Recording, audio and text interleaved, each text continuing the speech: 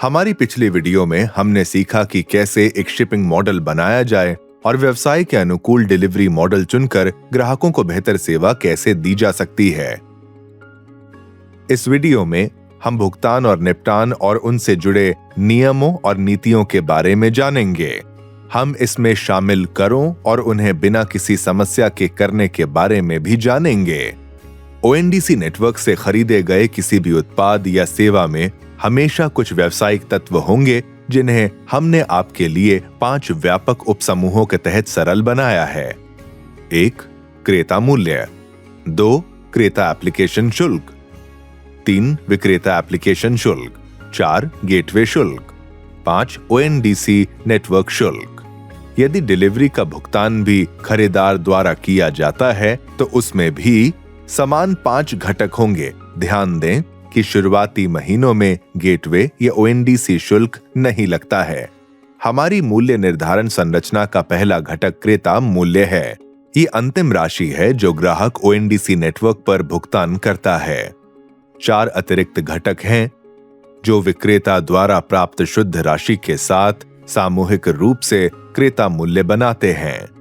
इनमें विक्रेता द्वारा प्राप्त शुद्ध राशि, विक्रेता एप्लीकेशन शुल्क, क्रेता एप्लीकेशन शुल्क, गेटवे शुल्क और ओएनडीसी शुल्क शामिल हैं। ये 5 तत्व मिलकर ओएनडीसी नेटवर्क पर कुल क्रेता मूल्य का निर्माण करते हैं। घोषित मूल्य, जिसमें जीएसटी शामिल है, विक्रेता द्वारा विक्रेता एप्लीकेशन पर घोषित और सूचीबद्ध अंतिम मूल्य है। ध्यान रखें कि ये मूल्य कभी भी अधिकतम खुदरा मूल्य से अधिक नहीं होना चाहिए। फिर आपके पास डिलीवरी शुल्क है जो डिलीवरी सेवाओं के लिए लिया जाने वाला शुल्क है। पैकेजिंग और सुविधा शुल्क अन्य शुल्क बनाते हैं। और अंत में क्रेता मूल्य को पूरा करने के लिए हम सेलर नेटवर्क पार्टिसिपेंट या बायर नेटवर्क पार्टिसिपेंट द्वारा प्रदान की गई छूट को भी शामिल करेंगे। ये ग्राहक से देय कुल राशि का सटीक विवरण प्रदान करता है। दूसरा घटक क्रेता एप्लीकेशन शुल्क है। बायर नेटवर्क पार्टिसिपेंट नए ग्राहकों की सोर्सिंग के लिए सेलर नेटवर्क पार्टिसिपेंट से खोजक शुल्क ले सकता है। ये शुल्क कुल ऑर्डर मूल्य का 1% या प्रति सफल ऑर्डर एक निश्चित राशि हो सकता है। यदि सेलर नेटवर्क पार्टिसिपेंट शुल्क से असहमत हैं, तो बायर नेटवर्क पार्टिसिपेंट के पास लेन देन को आगे नहीं बढ़ाने का विकल्प है।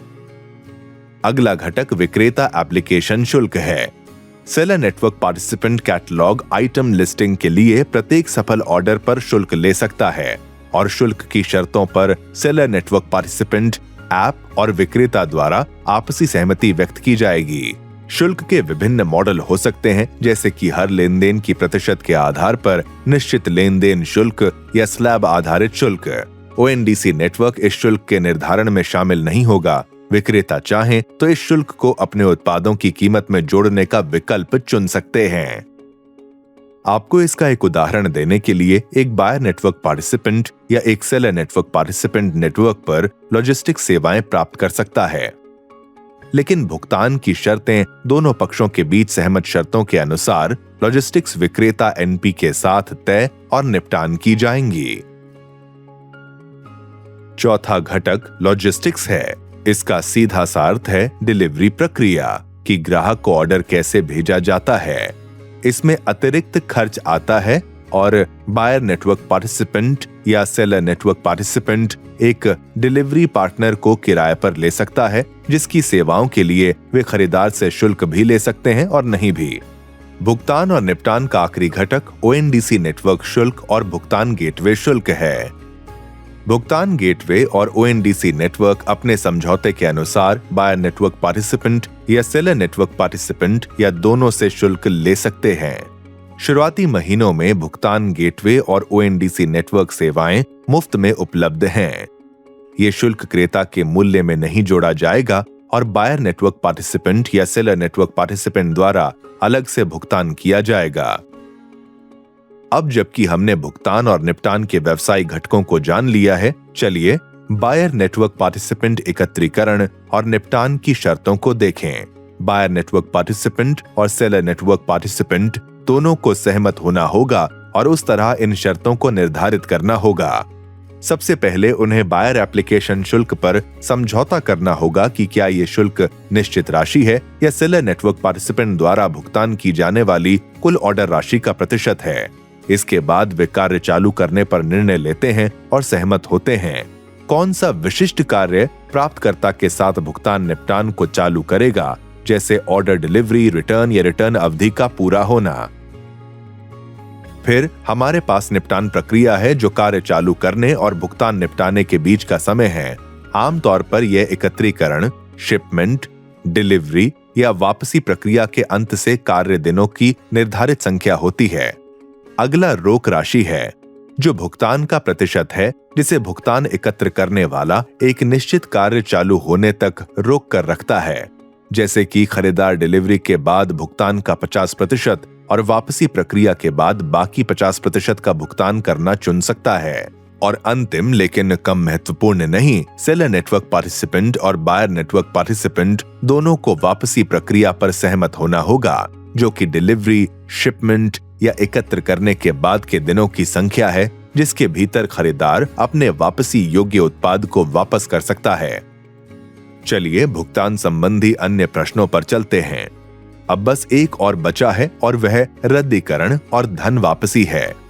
आप वापसी, रद्दीकरण और टूटी हुई वस्तुओं के लिए धन वापसी कैसे शुरू करते हैं, ये इन 3 विकल्पों पर निर्भर करेगा। यदि प्रीपेड ऑर्डर था, यदि डिलीवरी से पहले रद्द किया गया COD ऑर्डर था, यदि डिलीवरी के बाद रद्द किया गया एक COD ऑर्डर था। चलिए हर एक को देखें ताकि आप जान सकें कि उनसे कैसे निपटना है। प्रीपेड ऑर्डर के लिए यदि खरीदार डिलीवरी से पहले ऑर्डर को रद्द कर देता है तो बायर नेटवर्क पार्टिसिपेंट या सेलर नेटवर्क पार्टिसिपेंट जिसने खरीदी की कीमत इकट्ठी की है, खरीदार के साथ सहमति किए गए किसी भी रद्दीकरण शुल्क को घटाकर पूरी राशि वापस कर देगा। ONDC की इस मामले में कोई भागीदारी नहीं होगी और शुल्क और धन वापसी सहित निपटान की शर्तें शामिल नेटवर्क पार्टिसिपेंट्स के बीच तय की जाएंगी। COD ऑर्डर जो डिलीवरी से पहले रद्द कर दिया हो, उसके लिए क्रेता मूल्य पर कोई धन वापसी नहीं मिलेगी क्योंकि खरीदार ने अभी तक इसका भुगतान नहीं किया है। हालांकि जैसा कि ऑर्डर पहले ही भेज दिया गया है, डिलीवरी पार्टनर के कुछ खर्च हो चुके हैं। उन्हें रद्द किए गए ऑर्डर को भी वापसी करने के लिए पहले से भेजे गए स्थान पर लौटाना होगा, जिसे डिलीवरी से पहले की गई वापसी भी कहा जाता है। इसमें शिपिंग और वापसी की लागत को डिलीवरी पार्टनर और उन्हें नियुक्त करने वाले नेटवर्क पार्टिसिपेंट के बीच निपटान किया जाएगा। डिलीवरी होने के बाद रद्द किए गए COD ऑर्डर्स के लिए बायर या सेलर नेटवर्क पार्टिसिपेंट जिसने डिलीवरी पार्टनर से खरीदी की कीमत इकट्ठी की है, खरीदार के लिए धन वापसी प्रक्रिया शुरू करेगा। फिर से ONDC नेटवर्क की कोई भागीदारी नहीं होगी और क्रेता ऐप शुल्क, विक्रेता ऐप शुल्क और ऐसी धन वापसी के लिए लॉजिस्टिक्स लागत सहित, लेकिन इन तक सीमित नहीं, निपटान की शर्तें पूरी तरह से शामिल नेटवर्क पार्टिसिपेंट के बीच तय की जाएंगी। लेन देन और आवश्यक धन वापसी का निपटान हो जाने के बाद ऑर्डर बंद हो जाता है। इसमें ONDC नेटवर्क के बारे में लगभग सभी चीजों को कवर किया गया है।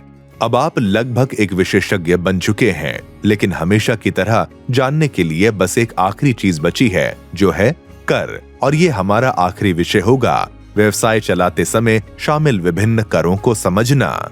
भारत में चल रहे किसी भी व्यवसाय के लिए कर कानूनों का पालन करना और समय पर अपने कर कर्तव्यों को पूरा करना महत्वपूर्ण है। ONDC नेटवर्क का इस्तेमाल करने वाले नेटवर्क पार्टिसिपेंट्स को भी अपनी कर देनदारियों का पता करने और 2 प्रकार के कर कानूनों का पालन करने की आवश्यकता है। आयकर अधिनियम 1961 के तहत tax deduction at source TDS और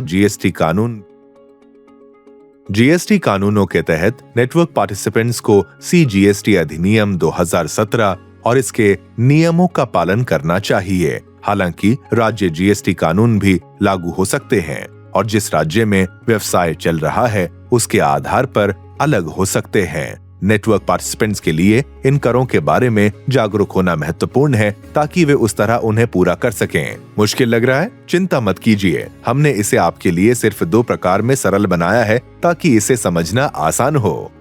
पहला वास्तव में भेजने पर कर कर्तव्य है, जब कोई खरीदार ओएनडीसी नेटवर्क पर किसी विक्रेता से कुछ खरीदता है तो बायर नेटवर्क पार्टिसिपेंट और सेलर नेटवर्क पार्टिसिपेंट को ये सुनिश्चित करना चाहिए कि विक्रेता लेन देन पर आवश्यक करों का सही और समय पर भुगतान करता है। दूसरा है कमीशन अथवा शुल्क पर कर कर्तव्य। जब कोई खरीदार ओएनडीसी नेटवर्क पर कुछ खरीदता है तो लेन देन को सुगम बनाने में कई पक्ष शामिल होते हैं, जैसे buyer network participant, seller network participant और लॉजिस्टिक सेलर नेटवर्क पार्टिसिपेंट। प्रत्येक अपनी सेवाओं के लिए शुल्क लेते हैं। कमीशन और शुल्क पर कर कर्तव्य वे कर हैं जो इन पक्षों को लेन देन को सुगम बनाने के लिए प्राप्त शुल्क पर भुगतान करना होगा। सरल शब्दों में कहें तो उन्हें बिक्री में मदद करने से प्राप्त धन पर कर का भुगतान करना होगा। अब जबकि हमने कर कर्तव्यों को दो प्रकार से सरल बना लिया है, चलिए उन्हें प्रभावित करने वाले दो मुख्य कारकों पर नजर डालें। विक्रेता पक्ष व्यवसाय मॉडल और लेन देन स्तर की विशेषताएं हैं। ई कॉमर्स में 3 प्रकार के विक्रेता पक्ष मॉडल हैं। सबसे पहले इन्वेंट्री मॉडल है। ओएनडीसी नेटवर्क के संदर्भ में इसमें सभी इन्वेंट्री सेलर नेटवर्क पार्टिसिपेंट्स शामिल हैं। जहां सेलर एनपी वह प्लेटफॉर्म जहां वे अपने सामान या सेवाओं को सूचीबद्ध करते हैं के अलावा इन्वेंट्री का मालिक है। इस मॉडल में कर कानूनों के अनुसार सामान और सेवाओं को सेलर नेटवर्क पार्टिसिपेंट द्वारा भेजा जाता है। दूसरा मॉडल बाजार मॉडल है, जहां विक्रेता सेलर एनपी के मंच पर अपने सामान या सेवाओं को सूचीबद्ध कर सकते हैं, जो खरीदारों और विक्रेताओं को जोड़ता है। इस मॉडल में विक्रेता एनपी अपनी सेवाओं के लिए शुल्क लेता है और सामान या सेवाओं को वास्तव में विक्रेता से खरीदार को भेजा जाता है। तीसरा मॉडल एग्रीगेटर मॉडल है। ये बाजार मॉडल के जैसा ही है, मतलब कि विक्रेता सेलर नेटवर्क पार्टिसिपेंट के प्लेटफॉर्म को इस्तेमाल करके खरीदारों को सामान और सेवाएं दे सकता है। हालांकि कुछ निर्देशित सेवाओं के लिए सेलर एनपी कुछ शर्तों के तहत जीएसटी का भुगतान करने के लिए जिम्मेवार है। इन सेवा देने वालों को एग्रीगेटर के रूप में जाना जाता है और ओएनडीसी नेटवर्क के संदर्भ में वो खाद्य और पेय या गतिशीलता क्षेत्रों में काम करने वाले बाजार सेलर नेटवर्क पार्टिसिपेंट्स हैं।